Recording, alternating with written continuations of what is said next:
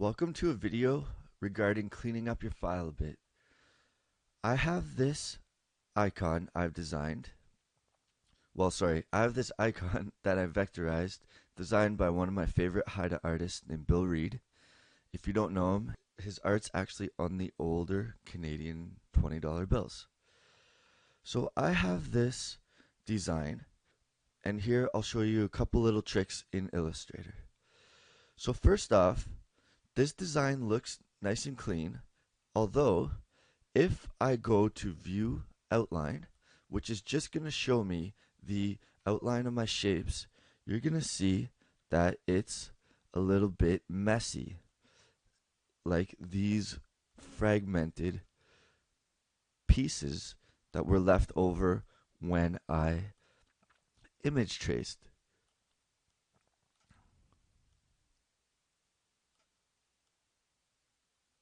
So I'm just going to go and delete these, but I'm going to show you guys a couple more tricks to do that as well. So that's outline. That's going to show you what is called the artifacts. So the unnecessary information that you might not see, but is definitely going to print. For saving to web for this program may not be as crucial, but still, you might see it. You might not get the results you want. Like if I was to, I'm just going to go back to preview mode. If I was to have a black box,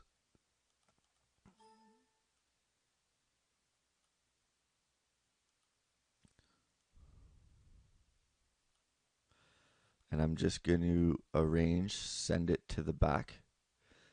So if I had a black background, you can definitely see the artifacts of my design. So that's not good. So make sure that you go to, before saving, go View Outline and make sure that there's no artifacts. Secondly, let's look at another little trick in Illustrator. Let's say I wanted to add a stroke to all the red in my design. Rather than selecting one shape, holding Shift, selecting another and another, there's a quick little way to select all vector graphics that are one color. On the right here, with my black arrow tool, so my selection tool, I can click the drop down and select all fill colors that are similar. So this is called select similar. If you hover over it, it's going to show you select similar, and it's going to select all my red sections. So now I can add a red stroke. So you're going to see now that I have no swatches available. If I go Window, Swatches, it's going to be empty.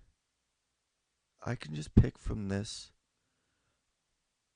color diagram and drop it in my swatches panel.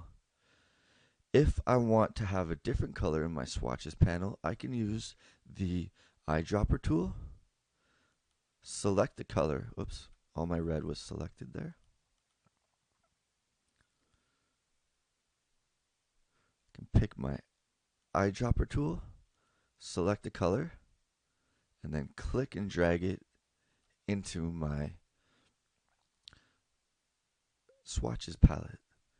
So I'm just going to reselect the red. So I'll select one red item. I'm going to go down to the select similar tool, and it's going to select all the red objects.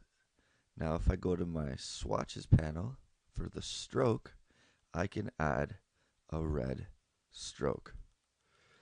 And there's a reason why I did this. So I added a red stroke to my red graphics. The red stroke is roughly about 6 points. So let's say I'm happy with that. One last thing. I'm just going to select the gray. I'm going to select a couple of the grays. Select similar up here. Fill in stroke. Oh, I might have to select more. I want to get rid of all the grays.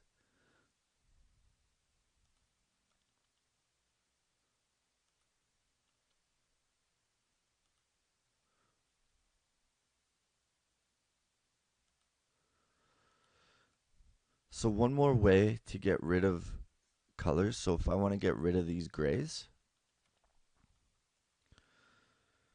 I can select my object,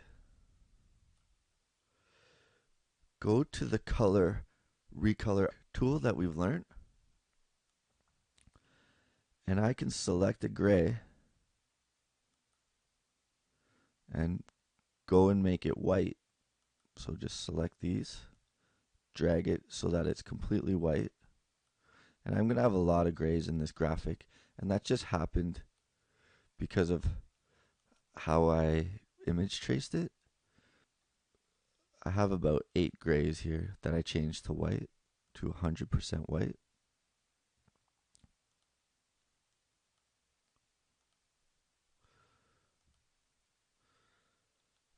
So now if I go to my object and I select a white shape